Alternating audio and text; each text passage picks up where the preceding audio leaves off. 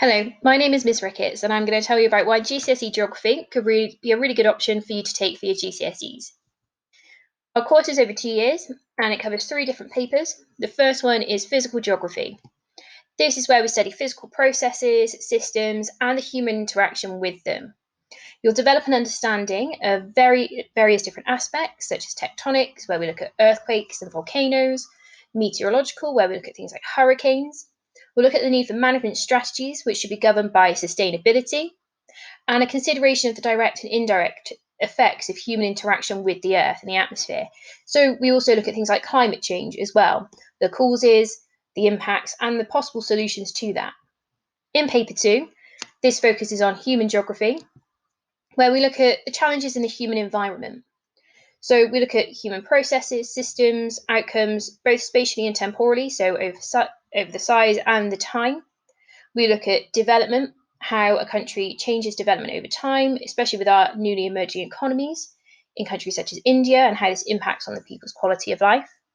We also study the UK and how we have changed over time. And we also look at lower income countries as well. In paper three, this is where we draw together our knowledge and understanding and skills from the 2 years that we've been studying. They give a pre-release of lots of different content and information, which we then study and answer questions on those. So we already have the information they'll be asking us questions on. We also get to complete 2 pieces of fieldwork. This means we get to go on 2 trips where you'll collect your own data, you'll interpret that data, you'll evaluate it, and then be able to write about this in your exam confidently. So let's look at paper 1 in a bit more detail. You'll have 3 sections to this. Section A is the challenge of natural hazards. This is where we look at our tectonic hazards, so volcanoes and earthquakes. How are they caused? What are the impacts of that, both secondary and primary? And then how do we respond to that? We also look at our weather hazards, so we look at hurricanes on such a large scale. We also then look at weather hazards within the UK. And then finally, our climate hazards. So, what are the impacts of climate change, and how can we manage this in a more sustainable way? Section B is concerned with the living world. So, we look at ecosystems, both on a large scale and a small scale. We then focus on tropical rainforests, where you'll learn about adaptations of animals and plants, how it's used, and then how we can also manage that sustainably. We then move on to looking at hot deserts. We look at the opportunities and challenges within a hot desert, how it's being used, and the challenge of desertification and how that can be managed in the future.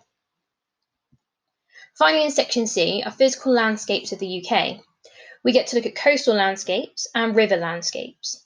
So if you've ever wanted to look at a waterfall and wondered how on earth is that formed, you'll be able to know that by the end of this unit, which I think is a pretty impressive thing, to look at something that's been there and formed over thousands of years and say, I know exactly how that's formed.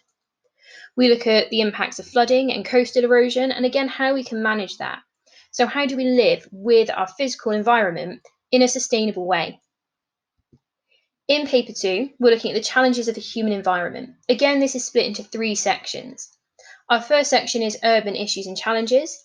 So we look at urban areas and how they've grown over time, opportunities and challenges. We look at places like Mumbai within India, that's rapidly growing, and also then urban change in the UK. We already have many urban areas, and how do we continuously develop them over time to ensure that they are sustainable and that they provide us with the spaces that we need? In section B, we look at the changing economic world. So this really concerns ourselves with the causes, consequences, and solutions to the development gap. How does rapid development in NEEs impact on the people's quality of life there? We also then look at the UK's changing economy. Why is it that we have many people employed in the services sector rather than in manufacturing or farming? What does that then mean for our economy, and will it continue to grow and develop? Finally, in this third section of this paper, we look at the challenge of resource management: food, water, and energy. These are the 3 key resources we need in order that we have a good quality of life. We look at how these are used and managed both in the UK and globally. Finally, in paper 3, as I've said, this is our geographical applications. We have section A, which is our issue evaluation. This is that pre-release I was talking about, where we get a pack of information, such as which you can see here, where we read that through, we discuss what that means, and then we have a decision-making exercise. So in the past, they've asked us about whether or not a reservoir should be built, whether or not a road should be built through the Amazon rainforest. And from that, we can plan our answers over what questions they might ask. We also then have our field work. This is where we get to go out on 2 trips. We do one to the coast and one into Bristol. At the coastline, we look at the rates of coastal erosion and if it's managed successfully.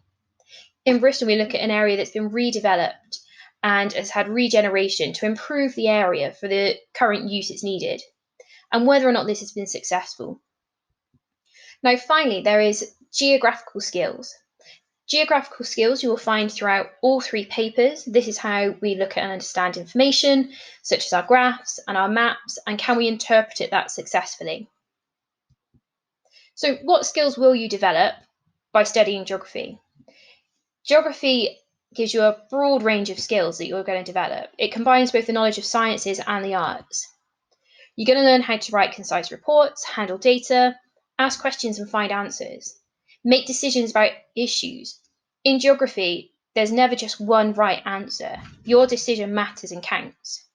You'll learn to analyse material, think creatively and critically.